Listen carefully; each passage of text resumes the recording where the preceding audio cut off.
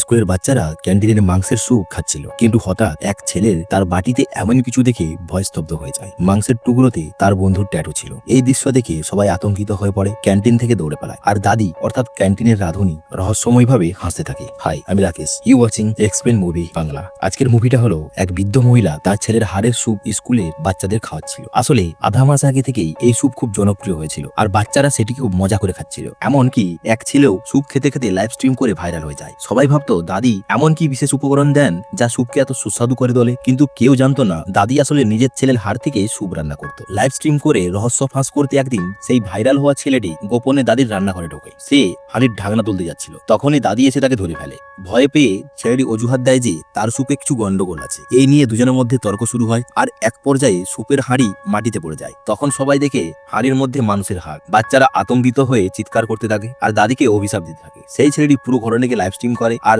দাদি ভাইরাল হয়ে যায়। কিন্তু তখন কেউ খেয়াল করেনি দাদি চুপচাপ একটা পুটলি লুকিয়ে রেখেছিল। এই ঘটনার পর সেই ছেলেটি স্কুলের হিরো হয়ে যায়, আর সে নিজের গলায় একটা ট্যাটু করায়। কিন্তু তারপর থেকে তার জীবনে অদ্ভুত ঘটনা ঘটতে থাকে। একদিন রহস্যময়ভাবে কালো পোশাক পরা এক ব্যক্তি তার সঙ্গে ধাক্কা খায়। সে লোকটিকে অনুসরণ করতে গেলে বাস্কেটবল পর্যন্ত পৌঁছে যায়। তখন লোকটি হঠাৎ লম্বা ছুরি বের করে ছেলের উপর হামলা করে। তবে সে কোনোভাবে নিজেকে বাঁচায়, কিন্তু সেই লোকটি মুহূর্তের মধ্যে অদৃশ্য হয়ে যায়। গোটা ব্যাপারটি দাদির কারসাজি মনে করে। ছেলে রেগে গিয়ে তার ক্যান্টিনে যায়, কিন্তু তখন সে ক্যান্টিনের থেকে অন্ধকার ছায়া দেখতে পায়। সে ভাবে হয়তো দাদির ছেলে ফিরে এসেছে। ঠিক তখনই একজন চাচা জানান দাদির ছেলের আধা মাস আগে মারা গেছে। কেউ তাকে টুকরো টুকরো করে হত্যা করেছিল, আর তার মাথা এখনো পাওয়া যায়নি। দাদি কাঁদার অভিনয় শুরু করে, আর শিক্ষকরা এসে ছেলেটিকে বকাবকি করে, তাকে দাদির কাছে ক্ষমা চাইতে বলে। খবর ছড়িয়ে পড়ার পর সবাই ছেলেটিকে দোষী ভাবে। একসময় ছেলেটি হিরো ছিল, সেই এখন সবার চোখে জিরো হয়ে যায়। সবাই তাকে নিয়ে মজা করতে থাকে, আর সে লজ্জায় কান্না করে ফেলে। এরপর একদিন একটি বিড়াল দেখে তার মাথার একটা বুদ্ধি আসে। সে সিদ্ধান্ত নেয় বিড়ালটিকে মেরে ফেলে দাদিকে ফাঁসিয়ে দেবে। কিন্তু যখন সে দাদির রান্নাঘরে ঢোকে